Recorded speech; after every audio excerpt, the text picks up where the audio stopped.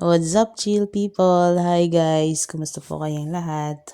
For today's video, nag-video call na naman ako ulit sa mga bata guys.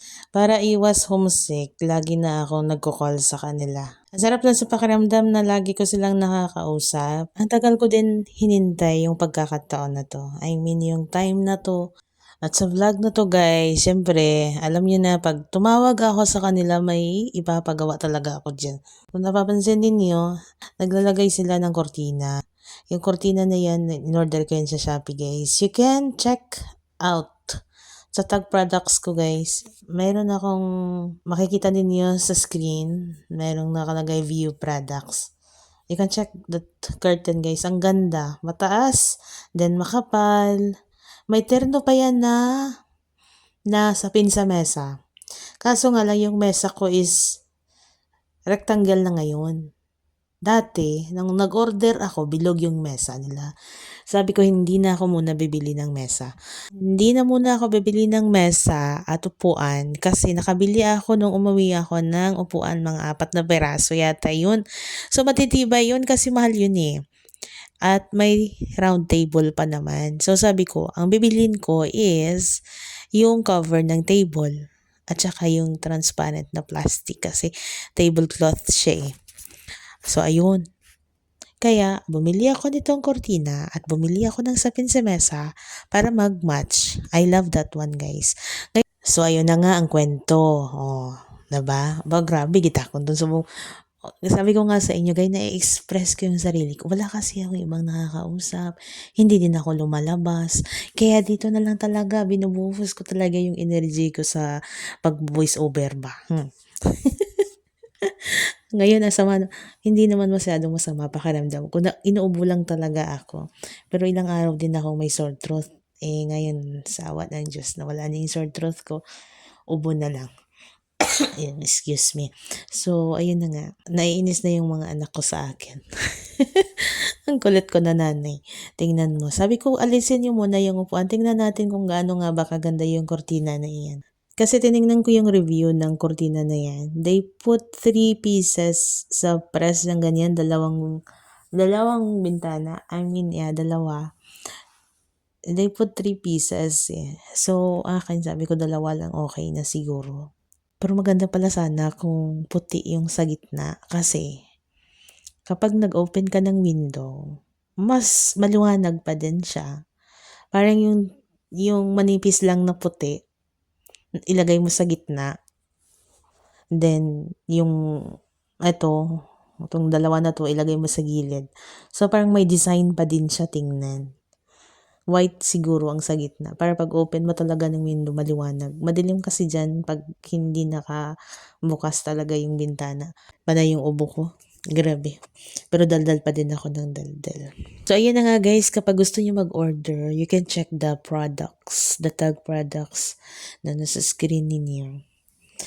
At kung gusto nyo dagdagan ng may panggitna, may ganun sila eh. Then, you can match with the tablecloth. Yeah, kayo na bahala guys kung ano gusto nyo. Daming mga pagpipilian doon eh.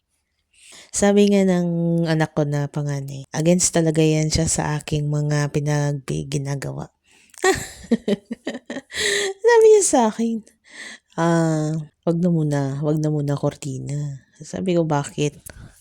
Kasi, dati guys, pina-order ko din yan siya ng Christmas curtain. Uy, ang ganda kaya nun. Yung design is Christmas tree. Sabi ko, hindi na ako bibili ng Christmas tree. Kasi yung design ng cortina ko is Christmas tree. Agoy. Wala manada yun. Na-cancel yun. Kasi cash on delivery yun eh. At yun na nga, hindi yun natuloy. So, okay lang. Sabi ko, wag na Christmas curtain. Ito na lang para at least, diba? Magamit siya lagi-lagi. Ito kasi every Christmas mo lang gagamitin. So, I feel na gagastos lang ako. Gastos lang.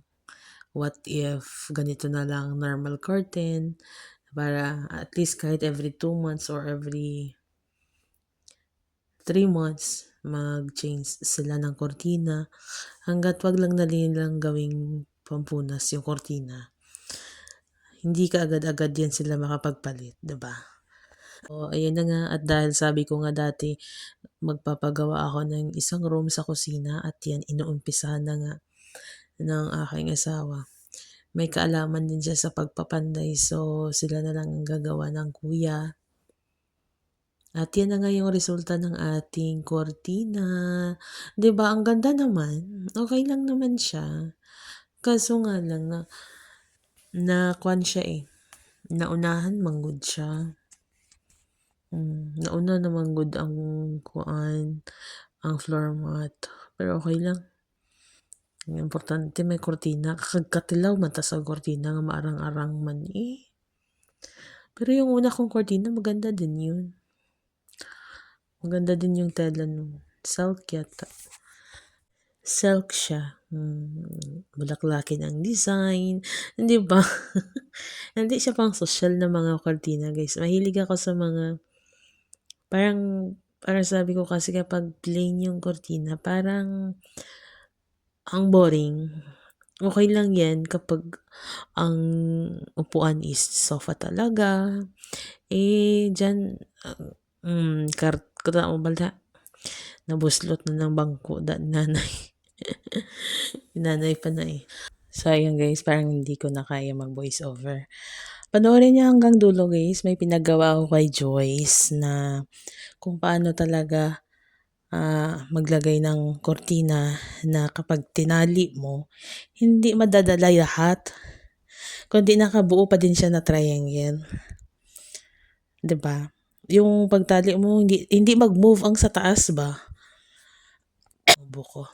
Hindi mag-move yung sa taas para magbuo pa din siya na, I mean yung shape na triangle pa din siya. Panoorin niyo guys hanggang dulo. Grabe ang patience. Pansinin niyo yung patience ng kambal ko na isa. Pasensya niya. Ang tagal kong pinaliwanag kasi nahirapan din ako kung paano ko siya ipaliwag. Paano ba sabi ko pangalawa? Sa pangalawa. Paano sa pangalawa? Ano ba? Ang hirap. Basta guys, panoorin niyo hanggang dulo. Hindi na kaya ng boses ko. Kailangan ko kasi siyang ma-upload kasi wala akong ma-updates kaya hinahabol-habol ko. Kahit wala akong boses.